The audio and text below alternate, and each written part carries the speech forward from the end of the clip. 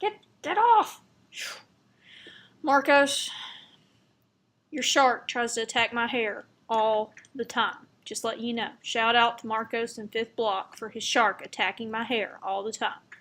Alright, so we're talking about integer addition rules today. And you guys have already been playing with integers a whole lot, and you've even been teaching integers.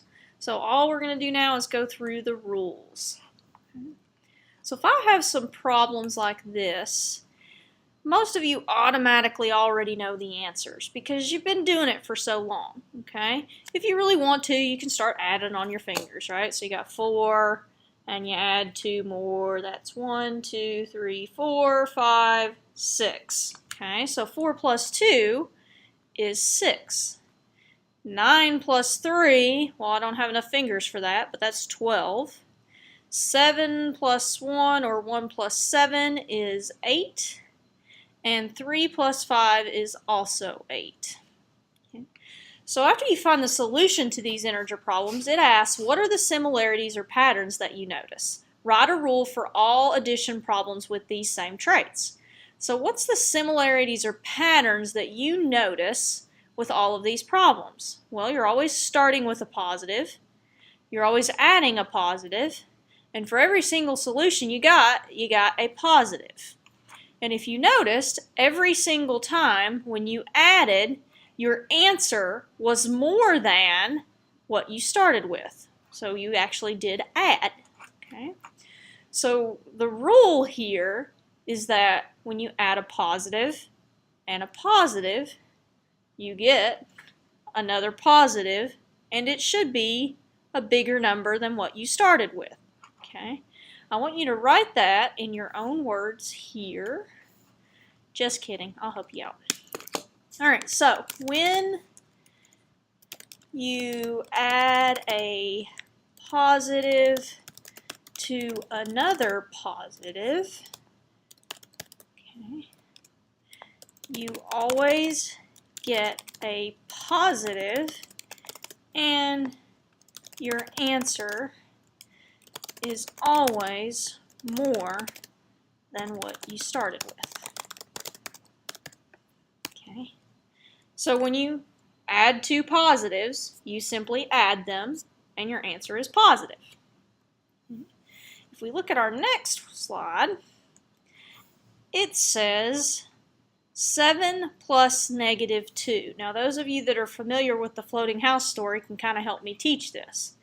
But your house is starting at the first number, which is positive 7, and you're adding negative 2. Now in this case, negatives are sandbags, so they send your house down. 1 sandbag, 1 unit down. So 2 sandbags would be 2 units down. 1, 2. So you end up with an answer of positive 5. Now let's look at 8 plus negative 4. Your house is going to start at positive 8, and you're going to add 4 sandbags, which is going to send your house down 4 spaces. 1, 2, 3, 4. So your answer is 4. Next one, you're starting at positive 2, and you're adding 5 sandbags. So you're going to have to dig a hole and go into the ground on this one. 1, 2, 3, 4, 5. Your answer is negative 3. Okay. And then for the next one, you're starting at 3, and then you're adding 4 sandbags. So you're just going to make a slight dip into the ground at negative 1.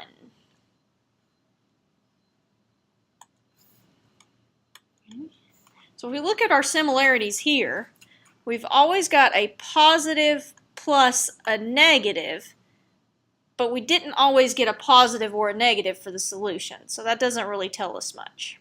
Okay, so we got to look into it a little bit further. When I look at 7 and I look at 2, if I think about adding those together, I should have gotten 9, but I got 5. Same thing here. I should have gotten a higher number, but I actually got a lower number.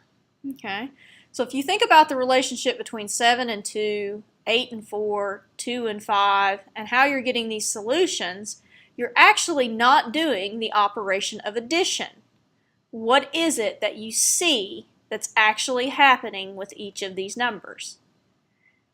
That's right, you're subtracting. 7 minus 2 is 5. 8 minus 4 is 4.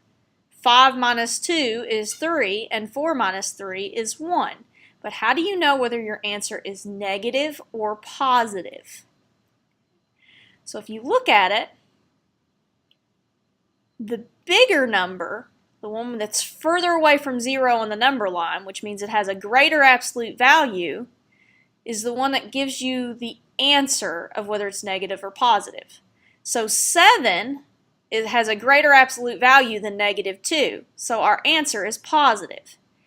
8 has the greater absolute value, so our answer is positive. 5 is actually further from 0 on the number line than positive 2, so 5 has a greater absolute value, so our answer is negative. Same thing with 3 and 4. If you just look at absolute value of 3, you get 3. If you look at absolute value of negative 4, you get 4. So the bigger absolute value is actually for the negative number, so we get negative 1. So when you add, I'll type this, sorry. Okay. When adding a positive and a negative, okay, you actually subtract and take the sign of the number with the greater absolute value. So the one that's further away from 0 on the number line is the one that you use to determine whether it's positive or negative. Okay? So I know that's a little bit complicated, but that's how you add a positive and a negative. So now if we look at the next one, we're going to use the charge model to kind of work through these a little bit.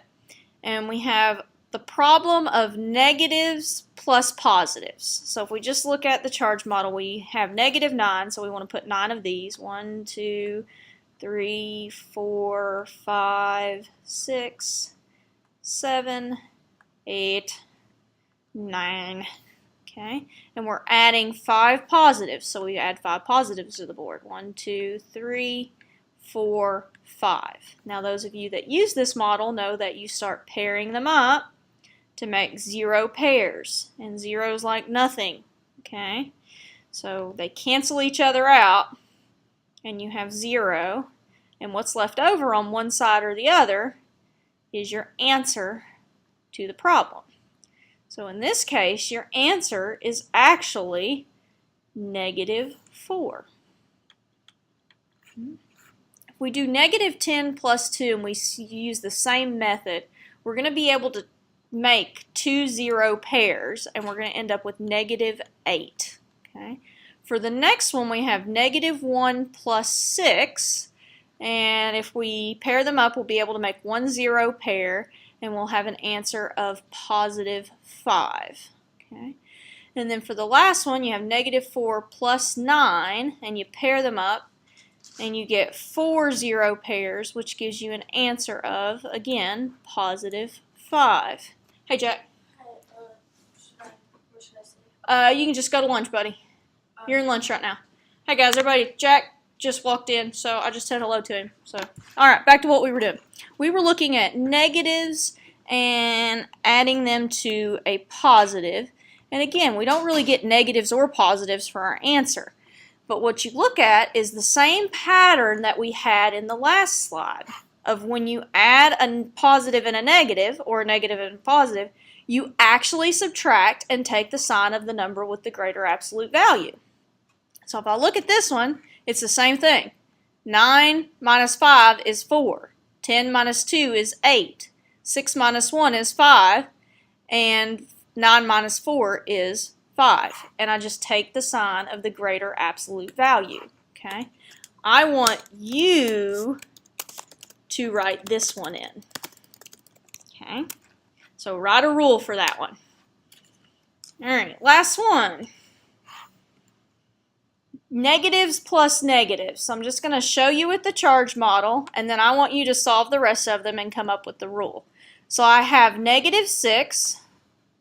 So I just put 6 algebra blocks. 3, 4, 5, 6. Okay, and then I add to it -3. So I add 3 more. 1, 2, 3.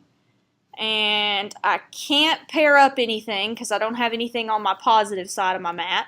So I just count my negatives, and I end up with -9. Okay. So if you solve the rest of these using the mat, or you may be able to do it in your head nut by now, and then come up with a rule, and you might want to look back at your very first set where you were doing positives plus positives to help you out. Okay.